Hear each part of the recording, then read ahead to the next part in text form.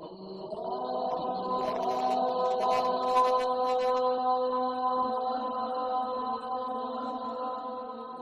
Hurairah katanya, silih berganti para malaikat yang bertugas di waktu malam dan di waktu siang, dan mereka akan berhimpun di waktu salat subuh dan di waktu salat asar. Ini beberapa fadilah tentang waktu salat subuh dan asar, seperti mana ditekankan untuk dijaga salatnya karena waktunya pun juga adalah waktu yang dimuliakan dua salat ini, yaitu salat subuh dan juga salat asar yang dinamakan al-bardain, dua salat yang utama daripada lima waktu. Ada dua salat yang utama, yaitu salat subuh dan juga salat asar. Kemudian kata baginda Rasulullah, akan silih berganti para malaikat yang bertugas di waktu malam dan di waktu siang, yang mereka berhimpun, yakni untuk bertukar shift itu adalah di waktu subuh dan di waktu asar. Pertemuan mereka itu, mereka yang bertugas daripada siang sampai malam bermula daripada subuh sampai asar. Bila mana tiba waktu asar, yang akan bertugas malam turun pada waktu asar, maka yang bertugas daripada subuh sampai asar tadi pergi naik ke atas, maka diganti oleh malaikat yang bertugas di waktu malam tadi. Berjumpaannya dengan malaikat yang bertugas di waktu siang adalah pada waktu asar sampai subuh. Malaikat yang bertugas sampai waktu subuh, turun balik malaikat yang bertugas di waktu siang, maka perjumpaannya adalah di waktu subuh dan di waktu asar.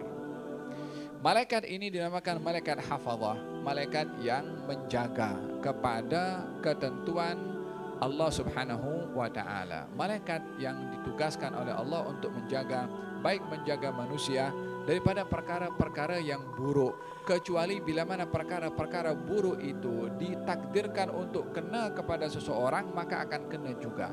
Tapi kalau tidak ditakdirkan kena, di antara yang menghakis atau yang menapis perkara buruk adalah malaikat. Faham dong? Terkadang orang-orang itu dijauhkan daripada musibah yang menimpa kepadanya, yang menjadi sebab menolak perkara tersebut, musibah itu adalah malaikat. Kecuali kalau musibah itu dah ditentukan oleh Allah akan kena, maka malaikat pun tak boleh untuk berbuat apa-apa, disebabkan oleh kerana la yughni hadarun min qadar. Sifat hati-hati itu tidak boleh mengalahkan qada qadarnya Allah. Kalau sudah ditentukan qada qadarnya Allah akan terjadi, ya terjadi, walaupun persiapannya sudah dibuat. Kereta sudah pergi servis, tayar pun sudah beli baru. Kalau nak pancit di tengah jalan, ya pancit. Sebab kita tidak akan dapat memberikan jaminan 100% kepada apa yang kita persiapkan dan kita tentukan. Di atas ketentuan kita ada yang maha menentukan, yaitu Allah Subhanahu wa ta'ala. Bila mana Allah menentukan, maka akan yang ditentukan itulah yang pasti akan terjadi.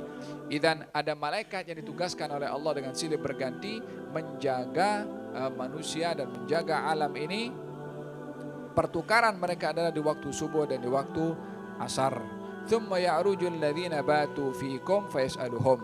Kemudian yang bermalam itu akan ditanya oleh Allah Subhanahu wa ta'ala, yang mana Allah mengetahui apa yang berlaku kepada hambanya, akan tetapi soalan itu untuk memberitahukan pentingnya dua salat ini, yaitu asar dengan waktu subuh. Ditanya malaikat yang bertugas di waktu malam, bagaimana kamu dapati hambaku? Katanya mereka mengatakan, aku tinggalkan mereka dalam keadaan salat.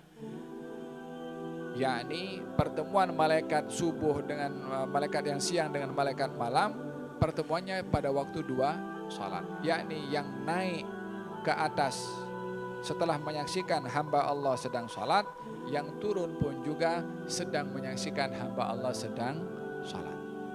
Jadi ketika direport kepada Allah Subhanahu wa ta'ala, katanya saya kembali, saya tinggalkan mereka dalam keadaan salat, dan ketika datang pun juga mereka berada dalam keadaan salat.